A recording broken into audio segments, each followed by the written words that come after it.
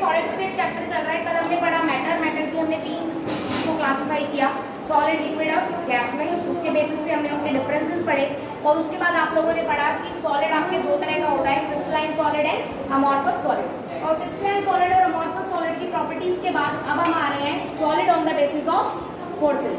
जो फोर्सेस लग रही है उसके बेसिस पे भी सॉलिड को 4 हिस्सों में हमने बांटा है। सबसे पहले मैं बात कर रही हूँ बेटे आयनिक सॉलिड्स की। आयनिक सॉलिड्स का बात यहाँ पर क्लियर है कि इसके अंदर क्या होंगे बेटे, आयंस होंगे। और आयंस आपके 2 होते हैं, पॉजिटिव और नेगेटिव।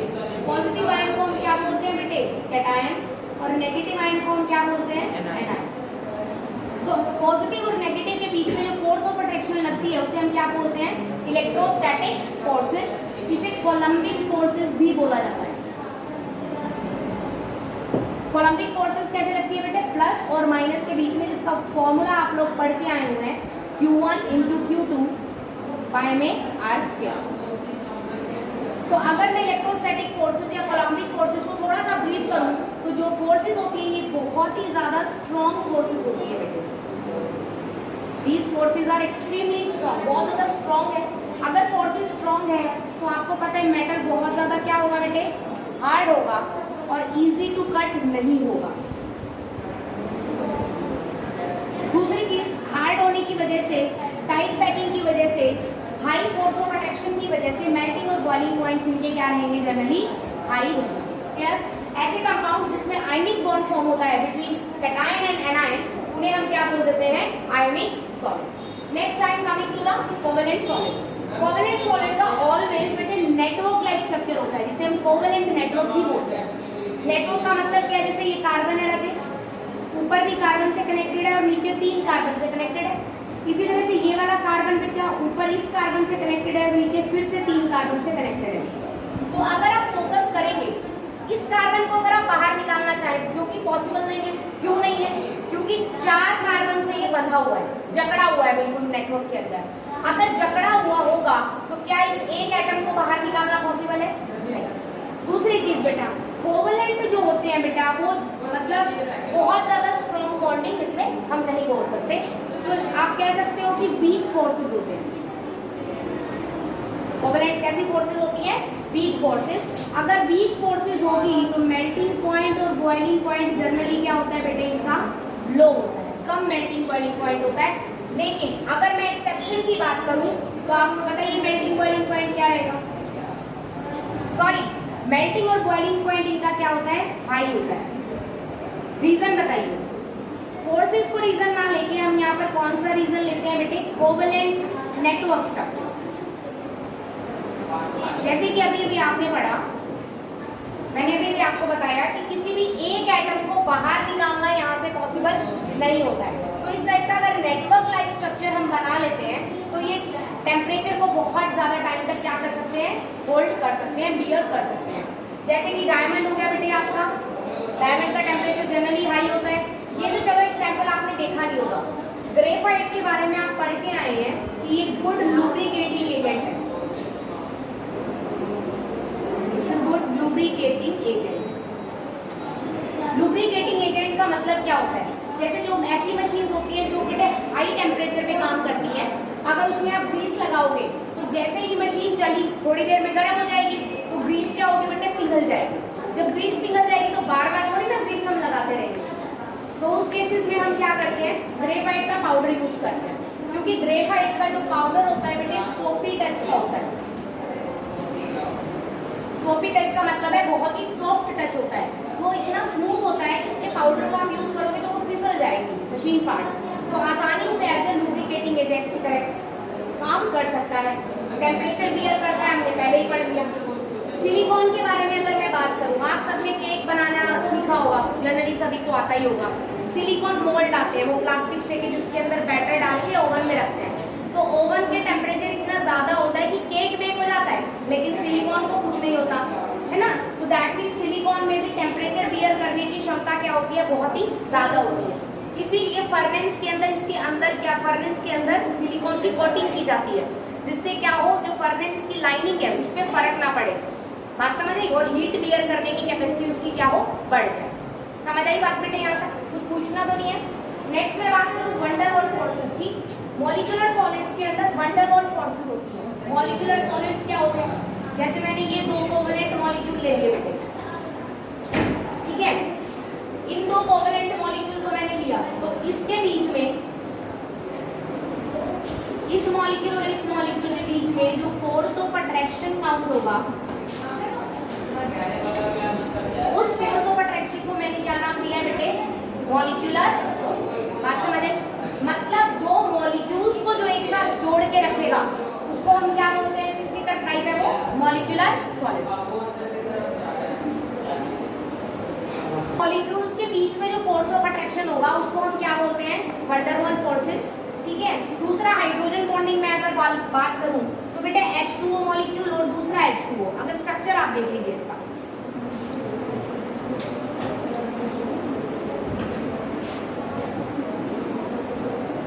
आपको दिख रहा है बेटे ऑक्सीजन और हाइड्रोजन के बीच में फोर्स ऑफ अट्रैक्शन होगा, यहाँ पर ये फोर्स ऑफ अट्रैक्शन होगा। देखा जाए तो ये वाटर है बेटे एक मॉलिक्यूल, दूसरा मॉलिक्यूल आपको ये नजर आ रहा है, तीसरा मॉलिक्यूल ये नजर आ रहा है। हाइड्रोजन एक ही बॉन्ड बना सकता है जो उसने ऑक्सीजन के साथ बना रखा है, तो सिर्फ अट्रैक्टिव फोर्स होता है, सिर्फ क्या होगा? Attractive force between two molecules.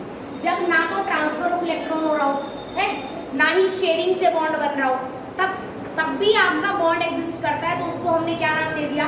Van der वाल फोर्सेस या वैन डर वाल बॉन्ड्स। क्लियर होगी बात बेटे? हाइड्रोजन बॉन्ड भी वैन डर वाल फोर्स की ही एक स्पेशल टाइप है। क्लियर होगी मेरी बात यहाँ तक? ठीक है। तो इसके अंदर अगर मैं बात करूं H3PO3 आपका सॉलिड फॉर्म में मिलता है, H2O वाटर की बात करूं लिक्विड होता है, लेकिन उसको जमा दो तो उसमें कौन सी बॉन्डिंग आ जाती है बेटे? Hydrogen bonding. कौन सी बॉन्डिंग आ जाती है? Hydrogen bonding. और वो कौन सा कन्वर्ट हो जाता है? लिक्विड से क्या बन जाएगा? सॉलिड। बात समझ आ गई बेटे? तो ऐसे सॉलिड्स जिसके अंदर वीक वैन डर वाल फोर्सेस हो, अब ये बात याद रखिएगा कि वैन डर वाल फोर्सेस ऑलवेज वीक होती है बेटे। तो मेल्टिंग बॉइलिंग पॉइंट के बारे में बात करूं मैं यहाँ पे तो क्या होगा? MPBP इसका हमेशा क्या होगा बेटे? लो। क्योंकि फोर्सेस अगर वीक हैं, कमजोर फोर्सेस हैं, तो थोड़ा सा टेम्परेचर देते ही फोर्सेस टूट जाएंगी और चीज क्या हो जाएगी? पिघल जाएगी। तो मेल्टिंग बॉइलिंग पॉइंट उनका कम होता है जो कि वीक फोर्सेस से बेटा। क्लियर होगी बात? नेक्स्ट में बात करती हूँ बेटे मेटालिक सॉलिड की। मेटालिक सॉलिड किसमें मिलता है आपको? मेटल्स के अंदर। जैसे मैंने एग्जांपल ऑल आर क्या है बेटे? मेटल्स, ठीक है। तो मेटल्स के अंदर आपको देखने को मिलेगा मेटालिक सॉलिड। मेटालिक फोर्सेस को हमने एक अलग से नाम दिया है, दैट इज कोहेसिव फोर्सेस।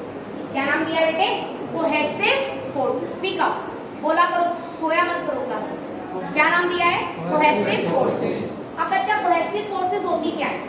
जब भी आपका कोई मेटल होता है तो आसानी से इलेक्ट्रॉन कोऑर्डिनेट करके Na पॉजिटिव और इलेक्ट्रॉन बना देता है। बात समझे? अब Na पॉजिटिव को मैं स्पेशली बोलती हूँ कर्नल्स, और इसको मैं बोलती हूँ कोर इलेक्ट्रॉन, या इसका दूसरा नाम हो सकता है बेटे मोबाइल इलेक्ट्रॉन। मोबाइल इलेक्ट्रॉन इसलिए क्योंकि ये मूव कर सकता है आसानी से। बात समझ आए? तो क्या होता है बेटे, ये आप मैंने कर्नल्स दिखाए हैं, ये इलेक्ट्रॉन है तो ये इसकी तरफ अट्रैक्ट होगा, ये भी, ये भी, ये भी, क्योंकि इन पे पॉजिटिव चार्ज है, इलेक्ट्रॉन पे कौन सा चार्ज है? नेगेटिव, तो अट्रैक्ट करेंगे बेटे। इसी तरह से इस इलेक्ट्रॉन को भी ये चारों अट्रैक्ट करेंगे। तो एक तरह से जो फोर्स ऑफ अट्रैक्शन है उसकी वजह से नेटवर्क बन जाता है। यहाँ पर नेटवर्क बॉन्डिंग का नहीं है, नेटवर्क किस चीज का है बेटे? फोर्सेस का। इस टाइप की forces between the colonel's and core electron को हमने क्या नाम दिया है? Cohesive forces. तो ये जो फोर्सेस होती है बहुत ही ज्यादा क्या होती है बेटे? स्ट्रॉन्ग होती है। स्ट्रॉन्ग होगी तो मेल्टिंग और बॉइलिंग पॉइंट क्या होगा इनका? हाई होगा। मेल्टिंग बॉइलिंग पॉइंट हाई होगा, ठीक है। अच्छा, आप देखो प्लस और माइनस के बीच में फोर्स ऑफ अट्रैक्शन है, और प्लस और माइनस के बीच में फोर्स ऑफ अट्रैक्शन को हमने नाम क्या दिया है? Electrostatic forces. कैटायन और एनायन के बीच में फोर्स ऑफ अट्रैक्शन हो, पॉजिटिव आयन और नेगेटिव आयन के बीच में, तो हम उसे क्या बोलते हैं? इलेक्ट्रोस्टैटिक फोर्सेस बोलते हैं ना बेटे। तो एक तरह से मेटालिक में भी इलेक्ट्रोस्टैटिक फोर्सेस लगती हैं, लेकिन इसकी फोर्सेस को हमने अलग से नाम दे दिया, दैट इज क्या? Cohesive forces. तो अगर आपसे कोई पूछे कि मेटल की टेंसाइल स्ट्रेंथ ज्यादा क्यों है, मेटल हार्ड क्यों है, मेल्टिंग बॉइलिंग पॉइंट ज्यादा क्यों है, तो उसके अंदर कौन सी फोर्सेस लगती है बेटे? Cohesive forces. कोहेसिव फोर्सेस किस किस के बीच में लगती है बेटे? पॉजिटिव और इलेक्ट्रॉन के बीच में।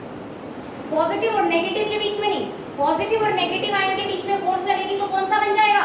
आयोनिक। कौन सा बन जाएगा? आयोनिक। अगर पॉजिटिव आयन और इलेक्ट्रॉन के बीच में फोर्स लगता है तो क्या बोलेंगे, कोहेसिव। क्लियर है मेरी? कोई डाउट बेटे यहाँ पर? हाँ जी बेटे, उसके बाद हम बात करते हैं what are the lattice points. जैसे कोई भी अगर स्ट्रक्चर है तो इस तरह से एटम कहीं पर भी रखा हो सकता है ना। तो जहाँ पर एटम रखा है, जैसे मैं कह रही हूँ यहाँ अगर मेरा कोई एटम रखा हुआ है तो ये वाला स्पेस क्या कहलाएगा, lattice point. Lattice point actuality में क्या रिप्रेजेंट करता है, एटम्स और आयंस को रिप्रेजेंट करता है 3D स्पेस में। बात समझ आई? जैसे इमेजिन करो आपके पास 4 कंचे हैं, 1 2 3 4, उसके ऊपर भी 4 और रख दो, 1 2 3 4, बिल्कुल सेम एज इट इज रख दिए, उसको यहाँ पर बीच में लटका दो कहीं, तो जहाँ पर वो एटम्स आए हुए हैं उस स्पेस को हम क्या बोलेंगे, लैटिस। बात समझे? क्लियर हुई मेरी बात? जैसे अगर मैं बोल रही हूँ कि ये मेरा कोई भी लैटिस है, स्ट्रक्चर है, कोई भी क्रिस्टल है, एक एटम मैंने यहाँ लगा रखा है इस कॉर्नर पे, एक एटम इस कॉर्नर पे लगा रखा है, एक इस कॉर्नर पे और एक इस कॉर्नर। अगर मैंने अलग अलग कॉर्नर्स पे एटम्स को रख रखा है तो वो चारों पॉइंट्स मेरे क्या हो जाएंगे, लैटिस। क्लियर होगी मेरी बात? लैटिस पॉइंट एक्चुअलिटी में वो पोजीशंस होती है जो रिप्रेजेंट करेंगी किसको, एटम्स को और आयंस को। क्लियर है मेरी बात? ठीक है। उसके बाद स्पेस लैटिस क्या होता है बेटा, एक एटम का पॉइंट को हमने क्या बोल दिया, लैटिस पॉइंट।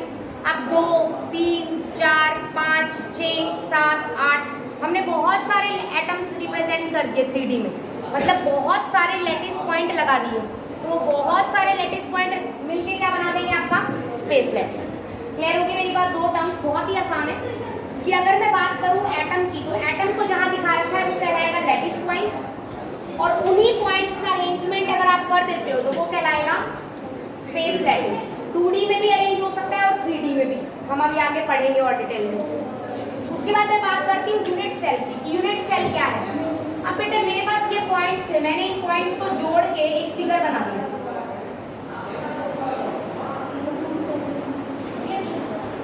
एक स्फीयर नजर आ रहा है, यही स्फीयर बेटे आगे भी नजर आएगा। मतलब लैटिस पॉइंट को जोड़ के क्या बनेगी, एक फिगर बनेगी। वो फिगर आपकी बार बार क्या हो रही है, रिपीट हो रही है, उसे हम बोलते हैं यूनिट सेल। तो it is a set of certain lattice point which is repeated throughout the crystal। कुछ पॉइंट्स को मिला के एक स्ट्रक्चर बना दिया जो कि पूरे के पूरे क्रिस्टल में बार बार क्या होगा बेटे, रिपीट होगा। समझ आई बात मेरी? टाइप्स ऑफ यूनिट सेल में बात करूँ, सबसे पहले मैं बात कर रही हूँ बेटे वन डायमेंशनल। वन डायमेंशनल का मतलब है आपने एक एटम यहाँ रखा, दूसरा उसके बराबर में, तीसरा उसके बराबर में, जो मतलब सिर्फ लेंथ बढ़ाते गए आप लाइन। बात समझ आई? सिर्फ लेंथ बढ़ रही है बेटे, सिर्फ लेंथ बढ़ रही है ऐसे, तो मैं कह सकती हूँ सिर्फ एक पैरामीटर यूज हो रहा है, कौन सा, लेंथ। क्लियर है मेरी बात यहाँ तक? कोई डाउट बेटे? 2D के बारे में अगर बात करूँ, 2D की फिगर में बात कर रही हूँ तो बेटे लेंथ भी बढ़ानी है और ब्रेड्थ भी बढ़ानी है। तो लेंथ ऐसे बढ़ा दी मैंने आगे से आगे पॉइंट्स लगा के, और ब्रेड्थ ऊपर की तरफ भी मैंने पॉइंट्स लगा दिए। यहाँ पर बच्चे गलती करते हैं। मैं अगर पूछूं कितने पैरामीटर की जरूरत है, लेंथ की और ब्रेड्थ की, 2 ही पैरामीटर नहीं, इनके बीच का एंगल भी कहलाएगा, दैट इज थीटा। तो 3 पैरामीटर की जरूरत होती है इसको डिफाइन करने के लिए। कौन कौन से 3 है बेटे, लेंथ, ब्रेड्थ और theta, that is angle between length and. Clear है यहाँ पर? हाँ जी भाई। उसके बाद हम बात करते हैं टाइप्स ऑफ यूनिट सेल्स की। कौन से में बेटे, 2 डायमेंशनल। 2 डायमेंशनल का मतलब है लेंथ और ब्रेड्थ बढ़ानी है, और तीसरा आपके पास पैरामीटर क्या था, थीटा। सबसे पहले मैं देखी हूँ स्फीयर यूनिट सेल। स्फीयर का मतलब होता है लेंथ और ब्रेड्थ दोनों क्या होगी बेटे, इक्वल होगी, और एंगल कितने डिग्री का होगा यहाँ पर, 90 डिग्री का। किस टाइप का बनता है तो उसे बोलते हैं हम स्फीयर यूनिट सेल। रेक्टेंगुलर में क्या होगा राजेश, थीटा तो आपको पता है ऑलवेज 90 का होगा, लेकिन लेंथ और ब्रेड्थ दोनों बराबर नहीं होंगी। हेक्सागोनल में बेटा थीटा कितने का होगा, हेक्सागोनल मतलब 60 डिग्री का, और लेंथ और ब्रेड्थ दोनों क्या होंगी, बराबर होंगी। Next is rhombic. रोम्बिक में ना तो थीटा 60 का होता बेटे, ना ही 90 का होता, ठीक है। और A बराबर B होता है, तो थीटा आपका 60 से 90 के बीच कुछ भी हो सकता है। तो उस टाइप के स्ट्रक्चर्स को हम क्या बोलते हैं, rhombic unit cell. And last है बेटे पैरेललोग्राम यूनिट सेल। ये सबसे ज्यादा असिमेट्रिकल, मोस्ट असिमेट्रिकल टाइप है, क्योंकि इसमें ना तो A B के बराबर होती है और ना ही थीटा क्या होता, 90 डिग्री होता। तो 2D के अंदर टोटल ये 5 फिगर्स ही अवेलेबल है ना। तो ब्रेविस लैटिस, अगर आपसे कोई पूछे टोटल कितने ब्रेविस लैटिसेस पॉसिबल है, तो बेटे 5 ब्रेविस लैटिसेस पॉसिबल है। ब्रेविस आपके साइंटिस्ट का नेम है बेटे, जिसके नाम पे इनके नाम रखे गए हैं। बात समझे? 3D में अगर हम आगे पढ़ेंगे तो 3D में आएंगे 14 ब्रेविस लैटिसेस होते हैं, लेकिन 2D में अगर आपसे कोई पूछे कितने हैं, ओनली 5 ब्रेविस लैटिसेस। क्लियर है मेरी बात? नेक्स्ट अगर मैं बात करूं that is packing fraction. Packing fraction का मतलब क्या होता है? जैसे आपके पास बेटे कोई भी यूनिट सेल है, यूनिट सेल तो इसी तरह की फिगर का होगा, और एटम्स बचपन से आप पढ़ते आ रहे हो, एटम्स कैसे होते हैं? सर्कुलर होते हैं एटम्स। तो एटम्स ऐसे होंगे बेटे सर्कल। तो क्या ये हो सकता है कि इस स्फीयर में या रेक्टेंगुलर यूनिट में मैं एटम्स को एज इट इज फिट कर दूं और कोई भी स्पेस खाली ना बचे? ये पॉसिबल है। स्क्वायर बॉक्स है आपके पास, उसके अंदर अगर आप पूरे साइज की फुटबॉल भी फिक्स कर रहे हैं तो चारों तरफ के कॉर्नर्स खाली रह गए। तो मतलब कुछ ना कुछ स्पेस हमारे पास क्या होता है? ऑलवेज एम्प्टी होता है। कुछ ना कुछ स्पेस हमारे पास ऑलवेज क्या होगा बेटे? एम्प्टी होगा, खाली होगा। ये बात समझ आई बच्चा? मतलब कुछ ना कुछ स्पेस आपका क्या हो रहा है? वेस्ट होगा। क्लियर है? इस एम्प्टी स्पेस को मैंने नाम दिया है बेटे वॉइड्स या वॉइडल स्पेस। इसे हम वॉइड भी बोलते हैं। आगे बेटा हम लिखवाने वाले हैं, ठीक है? तो पैकिंग फ्रैक्शन का मतलब क्या है? पैकिंग फ्रैक्शन का मतलब है इफेक्टिवनेस ऑफ पैकिंग, कि आपने पैक कर दिया कोई भी चीज तो कितने % जगह यूज हुई। बात समझे? जैसे आपने रेक्टेंगुलर बॉक्स ले रखा है, उसमें आपने 10-12 बॉल्स फिट कर दी, तो जगह बीच में बचेगा ना। तो कितनी जगह उस बॉक्स की यूज हुई है, किसके द्वारा? बॉल्स के द्वारा। क्या कहलाएगा? Packing fraction. बात समझ रहे बेटे? क्योंकि बॉल ने तो यही स्पेस यूज कर रखा है जो मैं ब्लू दिखा रही हूँ। बाकी जो बेटे खाली डिवाइड वाला तो खाली पड़ा है, बीच में जो ऐसे स्पेस है, समझे? ये देखो ये वाला, ये स्पेस तो खाली है ना बेटे, that is the wasted space. Clear होगी मेरी बात? तो 2D के अंदर पैकिंग एफिशिएंसी निकालने का फॉर्मूला है area occupied by all atoms divided by area of 1 unit cell. जितने भी एटम्स है उसने जितना एरिया ले रखा है डिवाइडेड बाय में टोटल एरिया कितना है। सबसे पहले मैं स्क्वायर के अंदर बात कर रही हूँ। स्क्वायर बन रहा है बेटे, इसके ऊपर 4 एटम्स रख दिए। 2D में लेंथ और ब्रेड्थ दोनों है, तो वही इमेजिन कर लीजिए 4 बॉल रखी है आपने और उन चारों बॉल्स पे 4 बॉल और रख दी, तो स्क्वायर बन जाएगा। तो अगर मैं स्क्वायर लूँ तो यहाँ से यहाँ तक लेंथ, ब्रेड्थ।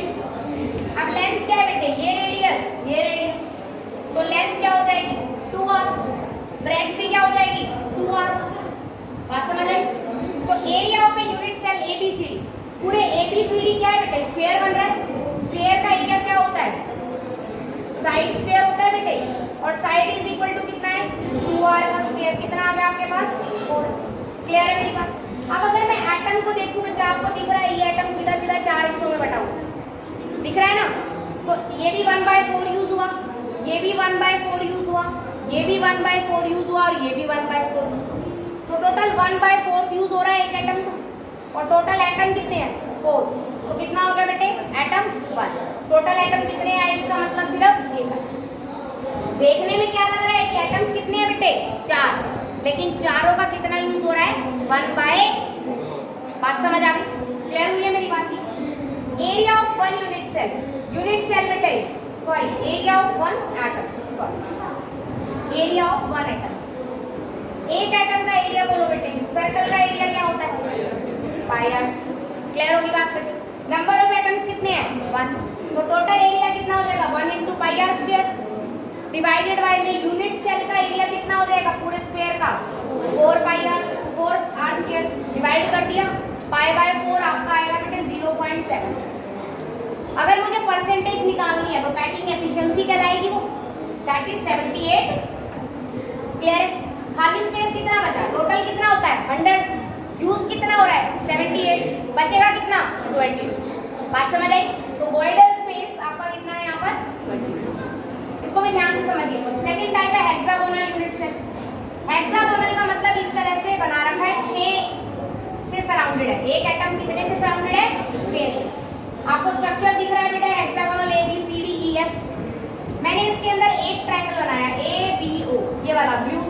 मार्क किया हुआ। ऐसे कितने ट्रायंगल बन सकते हैं? यहाँ भी बन सकता है 1 2 3, 1 2 3 4 5 6। क्लियर? अगर मुझे इसका पूरे फिगर का एरिया निकालना है तो एक ट्रायंगल का एरिया निकालूं, उसको 6 से मल्टीप्लाई कर दूं, एरिया आ जाएगा। ट्रायंगल का एरिया क्या होता है? Half into base into height होता है बेटे। बेस कितना है? r plus r 2r। Height मैंने यहाँ मान ली कितनी? h। हाइट कितनी मान ली? h। तो half into base into height, 2 से 2 कैंसिल, क्या बच गया? RH। अब टेंजेंट थीटा लगाया बेटे। यहाँ पर एंगल आपको पता है टोटल कितना होता है? 120 डिग्री। हेक्सागोनल फिगर में टोटल एंगल कितना होता है? 120। तो एक ट्रायंगल में आधा एंगल आया है ना। देखो ट्रायंगल बनाने के लिए एंगल आधा यूज हुआ, तो कितना हो गया? 60। Tangent 60 is equal to Pandit Badri Prasad हर हर, और आपने लगा दिया tangent 60 is equal to h bye r आ गया, हाइट बाय में r। क्लियर हुई मेरी बात? ठीक है। h bye r is equal to tangent 60 की वैल्यू कितनी होती है? √3। r को इससे मल्टीप्लाई कर दो, h is equal to r √। कोई डाउट यहाँ तक? एरिया ऑफ ए ट्रायंगल आपके पास कितना आ गया बेटे? बोलो। RH आया था, r की value as it is h की निकाल ली आपने, r √3। वैल्यू पुट करके आपके पास आ गया r² √3। ये एक ट्रायंगल का एरिया है। ये क्या है? एक ट्रायंगल का एरिया। 6 ट्रायंगल्स के एरिया के लिए इसको 6 से क्या कर दूं मैं? मल्टीप्लाई। टोटल ये रहा 6 r²। यहाँ तक क्लियर है? अब नंबर ऑफ एटम कितने हैं? ध्यान से समझिए बेटे। इस तरह से अगर देखा जाए तो इसको 3 हिस्सों में बांट रखा है। एक हिस्सा ये वाला एटम का, एक ये रहा, एक ये रहा। 1/3 है बेटे। 1/3, 1/3, 1/3, 1/3, 1/3 एंड 1/3। तो 1/3 कितने एटम्स का बेटे? 6 एटम्स का। एक एटम बीच में बेटे सर्कल नजर आ रहा है आप सभी को, सेंटर में, प्लस में 1। तो इसको कट करेंगे, 2 + 1, नंबर ऑफ एटम कितने आ गए? 3। एक एटम का एरिया कितना होता है? πr²। तो 3 × πr², 3πr² divided by 6 r² √3। Cut करके आपके पास आएगा 0.81। परसेंटेज निकालना है तो कितना आएगा? 81%। वैकेंट स्पेस कितना आ गया? 90। तो आपने देखा दोनों में से ज्यादा बढ़िया कौन सी है पैकिंग? ये वाली। क्यों? क्योंकि इसमें खाली स्पेस कितना है? सिर्फ 90%। कितना स्पेस है खाली? 19%। यहाँ खाली स्पेस कितना आ रहा था बेटे? 22%। तो अगर आप इस तरह से एटम्स को लगाओगे तो खाली स्पेस ज्यादा रहेगा, इस तरह से एटम्स को लगाओगे तो खाली स्पेस कम रहेगा। बात समझ आई? क्लियर? बाकी कल करेंगे।